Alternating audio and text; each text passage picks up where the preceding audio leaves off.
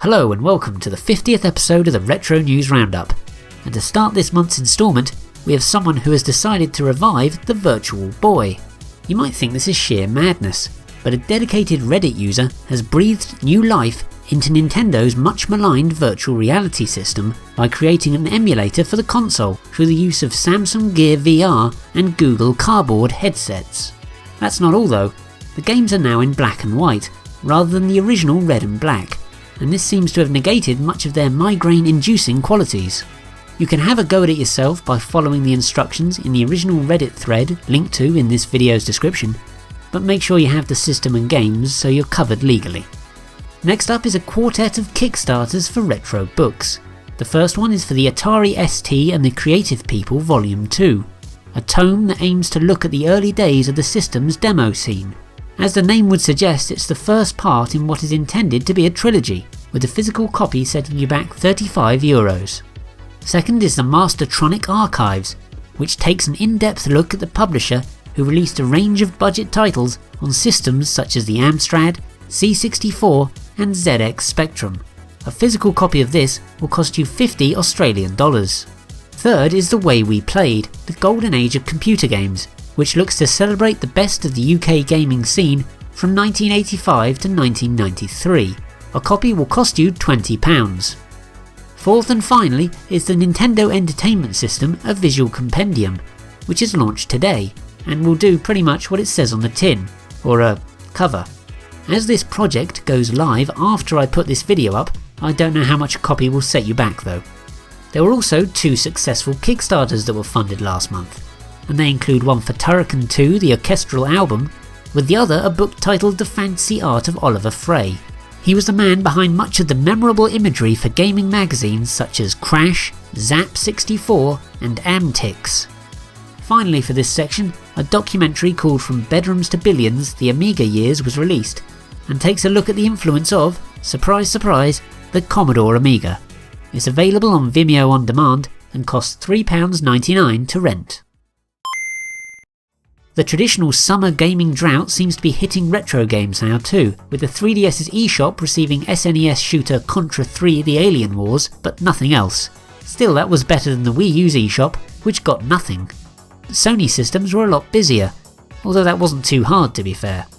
The most notable title was an impressive remake of the Amiga side-scrolling beat-em-up Shadow of the Beast for the PlayStation 4, with this being available through PSN. Game Central's David Jenkins described it as the game I always hoped Shadow of the Beast could be, and it is glorious. Other than this, PS4 owners can also download a re-release of PlayStation 2 RPG Wild Arms 3, as well as Arcade Archives title Twinbee. PlayStation 3 owners on the other hand received the Star Wars Mega Bundle, which includes The Force Unleashed 2, LEGO Star Wars 2 The Original Trilogy, Racer Revenge, Bounty Hunter, Episode 3 The Revenge of the Sith, Starfighter and Jedi Starfighter. Some of these aren't retro games really, but a few are, hence its inclusion in this video. This bundle costs £29 by the way, so I personally wouldn't bother. Just go down to your local wretched hive of scum and villainy and you can probably pick up most of these for pennies anyway. To round off this section, there were re-releases of Warp Drive Plus 3 and Scare Bear for the Commodore 64, as well as a remake of the Amstrad's Oh Mummy for the PC. Not too much for this section this month, but Retro USB announced it will release a console called the AVS, which is effectively an NES with built-in HDMI out and 4 controller ports. It has the ability to play carts for the system from any region too. It'll come out sometime in the summer and will cost $185. Second is something that should have been in last month's episode, and it's that a new ZX Spectrum was announced, and it's aptly called the Spectrum Next. It'll basically be a nicer looking and more reliable version of the much loved British system. There's no release date set for it at this stage, but you can read more about it by following the relevant link in this video's description. Loads of homebrew this month, with most of it for the ZX Spectrum. These include Goodnight Kanga, Bubble Frenzy, Tourmaline and Lamega, which, as its name would suggest, is a lame version of Galaga. The developer is possibly now working on Grimdius. Oh, and the system also received a conversion of Nintendo's arcade title, Popeye.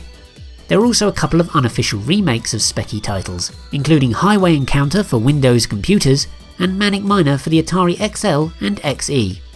Moving away from the Spectrum, Ralph 4 was released for the NES, although I must have missed Ralph's 1, 2 and 3. Then we have ports of Pentagram for the Atari 8-bit and Commodore. Fact fans might want to know that this game is the 4th title in the Saberman series. The final homebrew release this month is Ye Olde Pirates Collection, an unofficial compilation of Amiga CD32 titles, including Traps and Treasures, Skull and Crossbones, Pirates Gold and Pirates. All the games I've mentioned in this section so far are free to download too, so fill your boots. Moving on to homebrew announcements, the most interesting was indubitably a Kickstarter being launched for a new Dreamcast title called Xenocider. There's a free demo of it available to download, and a physical copy will set you back $50. A remake of Head Over Heels for the MSX2 is also in the works, and will be available to buy in mid-June, with a physical copy setting you back around €35. And no, there won't be a downloadable version, at least initially. Finally, Xenon 2 Mega Blast is being released onto the Atari Jaguar, with pre-orders being taken for a 10th of June launch. A copy will set you back a staggering £55. Probably the most intriguing unreleased title discovered this month was Happily Ever After for the NES. Intended as a tie-in for an animated feature starring Snow White, the film was hit with several production issues and was eventually released in 1993, which was far too late for an 8-bit game to be released. Subsequently, an SNES title based on the movie was created, but the NES version never saw the light of day, until now.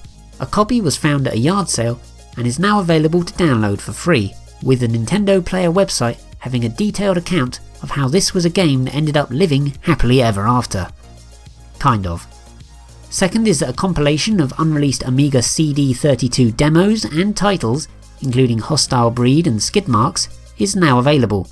According to the compilation's curator, he will look to update and expand the collection every 6 months too, which is nice. It's free to download as well, which is even nicer. And last up for this section is Sibwing AGA, a version of a 3D shooter that allegedly became Guardian AGA, which was a Starwing clone for the SNES. All this month's fan translations are for games on Nintendo systems, with 3 for the Game Boy: Panel Ninja Kesamaru, Snoopy's Errand Adventure, and Brave Fighter of the Sun, Firebird GB. There are also 2 NES titles that got the translation treatment, including Final Fantasy II and Shadow Brain. To round things off was SNES platformer Donald Duck and the Magical Hat, and Kate Kita Mario Bros, which is an updated version of the original Mario Bros, but for the Family Computer Disk System. That's all for this instalment then, and if you enjoyed it, why not give this video a like? This is the 50th episode of the show after all.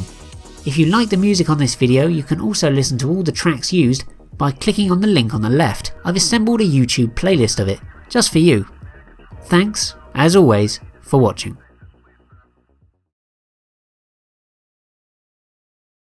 You can't run away.